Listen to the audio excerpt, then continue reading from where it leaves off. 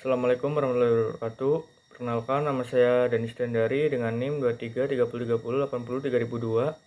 Di sini saya akan mempresentasikan materi terkait pemeriksaan D-dimer atau alat diagnosis dalam deteksi gangguan pembekuan darah. Nah, di sini dosen pengampu saya yaitu Abi Bakring Bayas, SPD, MKes.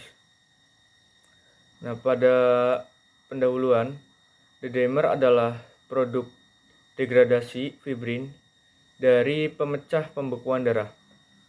Pemeriksaan D-dimer digunakan untuk membantu diagnosis kondisi pembekuan darah, trombosis vena dalam atau DVT, dan emboli paru atau PE, sindrom pembekuan intravaskular diseminata atau DIC. Namun tes ini tidak spesifik tetapi membantu mendeteksi adanya gangguan pembekuan darah. Untuk definisinya, D-dimer adalah fragmen protein yang terbentuk selama fibrinolisis. Fibrin dipecah oleh plasmin menghasilkan D-dimer. Tes D-dimer mengukur kadar D-dimer dalam darah yang meningkat pada kondisi pembekuan darah abnormal. Untuk indikasi pemeriksaan D-dimer itu ada 4. Yang pertama, trombosis vena dalam atau DVT. Yang kedua ada emboli paru atau PE. Yang ketiga ada sindrom pembekuan intravaskular diseminata atau DIC. Yang keempat yaitu penyakit jantung koroner dan stroke. Nah, pada trombosis vena dalam atau DVT itu digunakan untuk menilai kemungkinan DVT pada pasien dengan gejala khas seperti nyeri pembengkakan.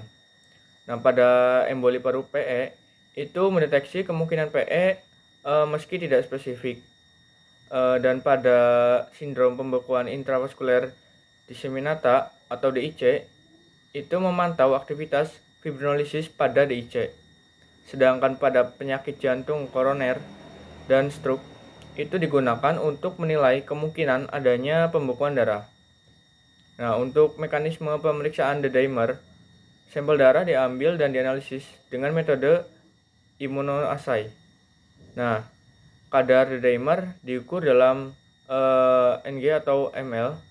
Nah, peningkatan kadar D-dimer menunjukkan aktivitas pembekuan dan fibrinolisis, namun tidak menunjukkan penyebab spesifik. Untuk interpretasi hasil pemeriksaan D-dimer itu ada kadar normal, kadar tinggi, dan kadar sangat tinggi. Nah, untuk kadar normal itu kurang lebih 500 Ng per ml. Nah, ini menyingkirkan diagnosis DVT atau PE pada pasien risiko rendah. Nah, sedangkan pada kadar tinggi itu dapat mengindikasikan DVT, PE, DIC, infeksi, kehamilan atau penyakit hati.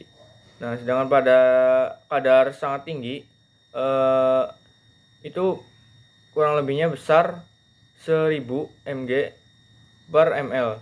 Nah, itu dapat mengindikasikan kondisi serius seperti DIC atau PE besar. Nah, pada faktor yang mempengaruhi hasil D-dimer, faktor yang meningkatkan kadar D-dimer. Yang kedua itu faktor yang menyebabkan hasil negatif palsu. Nah, pada faktor yang meningkatkan kadar D-dimer, kehamilan, pasca operasi, infeksi berat, penyakit hati.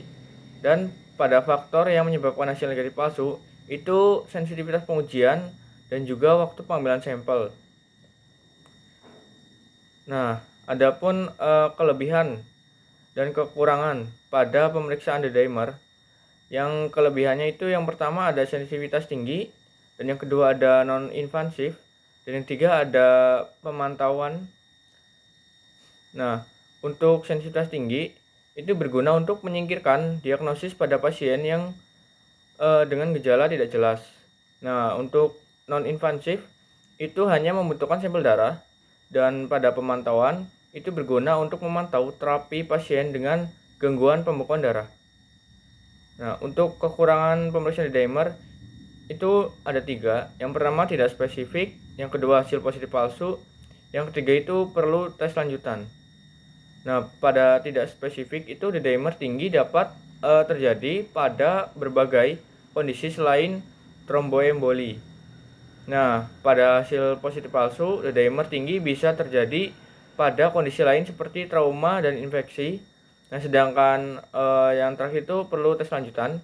Ini karena D-dimer perlu dikombinasikan dengan tes lain untuk diagnosis pasti.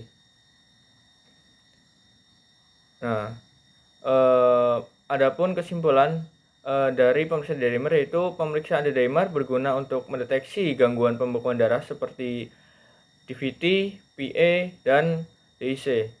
Nah, tes ini sangat sensitif namun tidak spesifik dan perlu dipertimbangkan bersama gejala klinis dan tes lain. Nah, D-dimer ini memainkan peran penting dalam diagnosis dan pemantauan gangguan pembekuan darah. Mungkin itu saja yang saya dapat presentasikan.